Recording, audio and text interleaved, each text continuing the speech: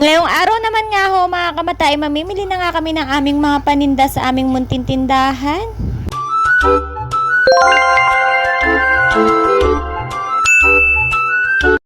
What's up mga kamata? This is Mami Celine and I'm back again for another mini vlog. Ito na nga yung update sa aming munting tindahan at malapit na rin talaga siyang matapos. Kaunti na nga lang din talaga yung aayusin dito sa may pinapagawa namin tindahan, kaya naman yung pagpipintura ay pinaubaya ko na kay Daddy Ruel. Bali ito nga pinapinturahan ko na nga sa kanya itong lagayan ng bigasan para presentable naman tignan. At pagkatapos niya nga magpintura ay nakapag-decide nga ako na ngayong araw din kami mamimili ng mga paninda. So bali dito nga pala kami sa Friendship Supermarket sa Jose mamimili. At dito nga kami sa mga dilata section unang nagpunta. Hindi na nga rin kami naglista pa ng mga bibilin, basta kung ano nga yung mga nakikita namin na tinitinda sa tindahan, yun na lang din yung kukuhanin namin. Hindi naman na nga rin ako bago sa ganito dahil nagtindahan na nga rin kami noon. Pero grabe, ang laki na nga rin talaga ng tinaas ng mga bilihin ngayon, lalo na nga itong mga dilata. Dahil kung dati nga ay mabibili lang natin yung sardines ng 15 pesos, ngayon nasa 20 na ata. Kaya naman Diyos ko, lahat na nga ata nagmahal, ikaw na nga lang ang hindi minamahal. Uy!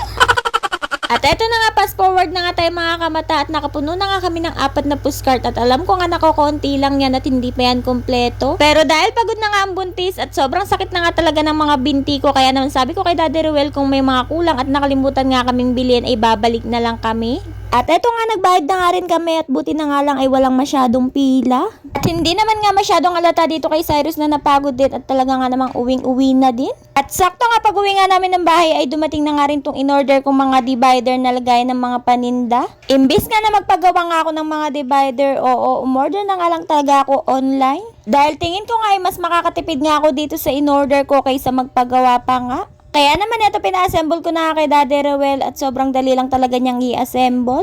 Bali 6 layer nga pala tong in-order ko at hindi ko nga akalain na sobrang laki niya. 5'7" nga yung height ni Daddy Ruel pero mas matangkad pa nga itong divider. Bali ang sukat nga pala nito ay 180 by 90 and 40. At bali dalawa nga pala itong in-order ko pero mas malaki nga itong last na i-assemble ni Daddy Ruel. At eto na nga siya mga kamata kapag na-assemble na, grabe. Sobrang gandang-ganda nga talaga ako sa divider na to at talaga nga namang sulit yung pinambili ko dito. Mukha rin naman siyang matibay at bagay na bagay nga rin talaga ito pang tindahan kaysa naman magpagawa pa ng divider. Bali ang sukat nga pala nitong mas malapad ay 180 by 120 and 40. Kaya naman masasuggest ko talaga tong divider na to sa mga magpapatayo ng tindahan. So anyways, hanggang dito na nga lang muna mga kamata. Update ko na nga lang kayo sa susunod na video. Yun lang. Bye!